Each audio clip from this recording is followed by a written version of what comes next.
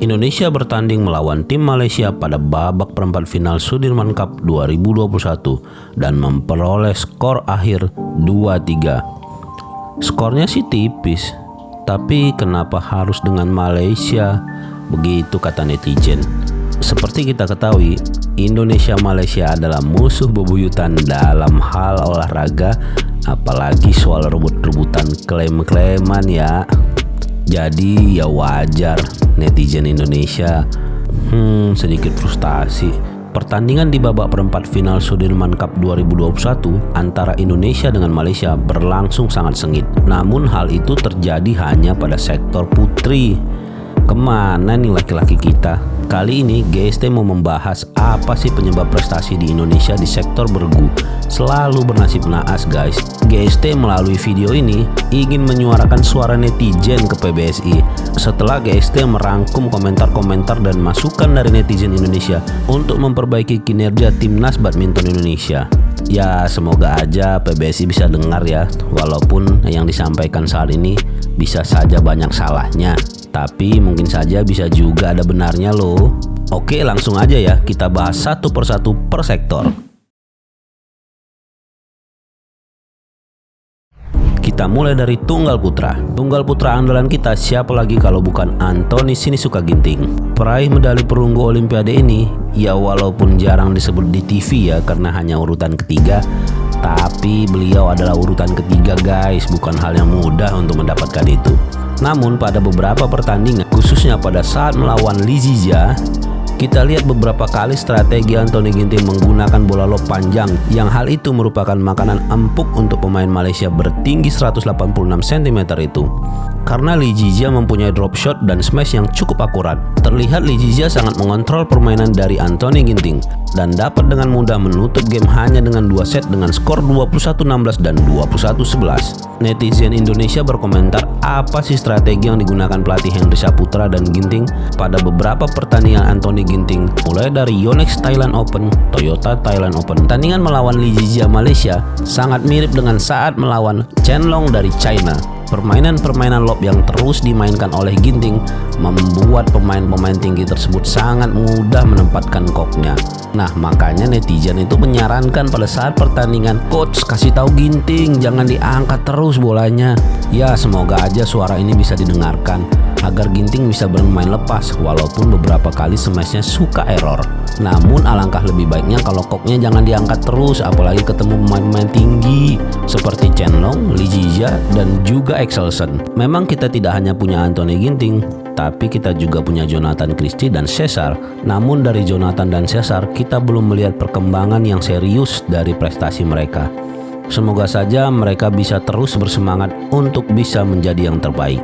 Untuk di ganda putra, netizen sebenarnya berharap agar Fajar Alfian yang turun, karena selain Aaron Shea dan Si Woyik mampu melibas Minion dan The Daddies di Olimpiade kemarin, kita juga melihat sepak terjang Minion yang sudah semakin menurun 2 tahun belakangan ini. Alhasil pasangan Malaysia ini dapat dengan mudah menang 2 set, yakni 21-12 dan 21-15. Permainan cepat mereka sudah mulai dapat diantisipasi lawan. Terhitung selain Yuta dan Endo, kini Minion selalu kesulitan untuk melewati ganda putra Malaysia ini. Terlebih sejak ganda putra Malaysia ini diarsiteki oleh Freddy Limpele. Orang Indonesia lagi tuh netizen Malaysia, kan dari Indonesia juga kan. Makanya netizen Malaysia jangan bully kita terus dong, pelatih kalian aja dari Indonesia. Netizen Indonesia berharap agar Minion melakukan evaluasi terhadap beberapa pertandingan yang sudah mereka lewati. Bukannya maksud mencibir nih, tapi jika boleh berkomentar, memang permainan Minion agak melambat ya guys. Apalagi pada saat ketemu Wang Chilin. Waduh, mohon PBSI dan coach melakukan perbaikan yang serius karena ini nggak bisa dibiarkan. Setelah ini ada Thomas guys. Dan agar PBSI juga membuka mata terhadap Fajar Rian dan juga The Babies, yaitu Leo Daniel. Kami prediksi ganda putra Malaysia ini bisa menjadi persaingan yang berat untuk ganda putra China Taipei, Liang dan Wang Chilin di tahun mendatang. Sempat muncul wacana untuk memisahkan Minion untuk melakukan penyegaran, mencari semangat baru dan mengubah strategi permainan. Diswap dengan Fajar Alfian kah? Bagaimana kalau menurut Sobat GST? Oke, kita next ke tunggal putri. Sebenarnya Georgie menang menghadapi lawan dengan Malaysia. Namun kan kita tahu Malaysia juga sangat buruk di sektor tunggal putri yang saat ini hanya duduk di ranking 53 dunia. Jika dibandingkan dengan lawan putri KW sebelumnya yaitu dari Denmark, sepertinya tunggal putri Malaysia masih jauh di bawah tunggal putri Denmark. Namun pada saat pertandingan Georgie kelihatannya sangat kelelahan guys, dan juga hampir disalip. Nah, akan hal ini dengan tidak menyampingkan prestasi Georgie yang sudah menyumbangkan poin pada saat Sudirman Cup kemarin, netizen berpendapat bahwa sudah saatnya PBSI memberikan kesempatan utama kepada putri KW. Karena kita tahu putri KW juga butuh jam terbang ya. Ya, semoga bapak-bapak yang di PBSI atau pelatih bisa memperhatikan hal ini ya. Hanya masukan dari netizen, bukan maksud julid ya Pak. Di ganda putri, Indonesia seharusnya di atas kertas dapat dengan mudah melawan Perlitan dan Tina, yaitu ganda putri lapis ketiga dari Malaysia ini, yang saat ini ada di ranking 30 dunia. Padahal mereka masih mempunyai Chow Mei dan Lee Meng di ranking 10 yang diberitakan pensiun.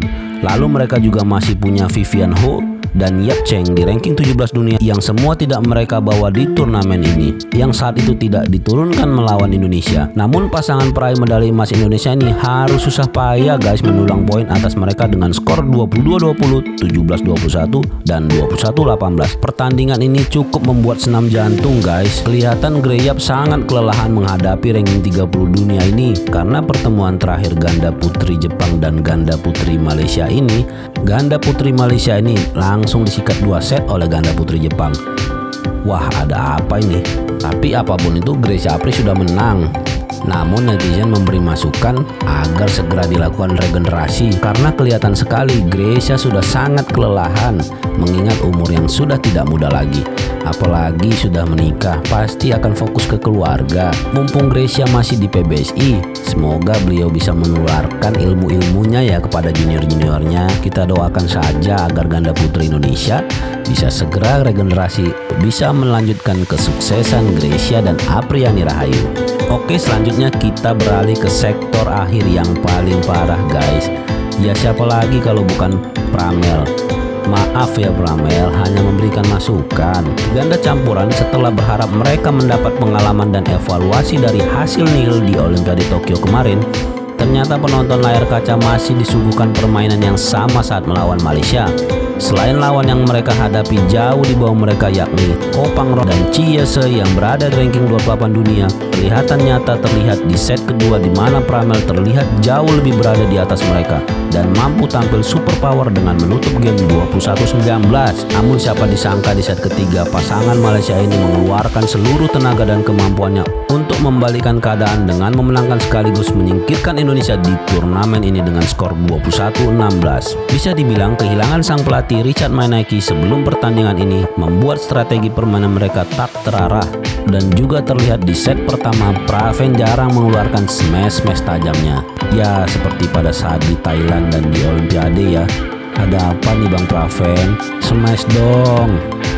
Begitu tutur netizen. Namun jika melihat pada saat pertemuan Malaysia di set kedua, sebenarnya itulah asli permainan dari Praven Melati yang juga sangat mirip permainannya pada saat mereka memenangkan All England kemarin. Namun kenapa ya tidak dipraktekkan terus strategi seperti itu? Melati yang memancing lawan untuk mengangkat bola dan Praven yang siap-siap untuk melakukan smash tajamnya. Ya walaupun pada saat set ketiga Melati melakukan banyak kesalahan ya guys. Semoga Honey Couple dan fansnya tidak tersinggung dengan apa yang disampaikan netizen ya. Ya memang perlu perbaikan. Namun jalan satu-satunya bukan berarti dipisah ya guys. Karena ada netizen yang menyebut, wah dipisah aja. Karena kita tahu Indonesia juga tidak mempunyai pemain pelapis sebaik mereka. Ya mungkin segitu dulu yang bisa Mimin sampaikan ya guys. Tidak bermaksud apa-apa, hanya sebagai penyambung lidah netizen agar bapak-bapak di PBSI dan coach bisa mendengarnya. Begitu juga dengan pemain kita untuk bisa berkembang lebih baik selanjutnya. GST juga mengapresiasi setiap upaya yang dilakukan atlet kita untuk membawa nama Indonesia. Terima kasih ya kakak-kakak atlet. Tetap semangat tim Indonesia. Next masih ada Thomas dan Uber Cup. Semoga ada peningkatan dan jadikan Sudirman Cup ini menjadi pengalaman berharga. Ya walaupun kami pahit ya. Oke segitu dulu guys, terima kasih sudah menyaksikan video ini. Jika saran-saran netizen masih ada yang ingin disampaikan, silahkan ketik di kolom komentar ya guys, atau bisa dengan men-share video ini. Akhir kata kami mohon maaf jika ada penyampaian yang salah ya. Sampai ketemu lagi. Thank you.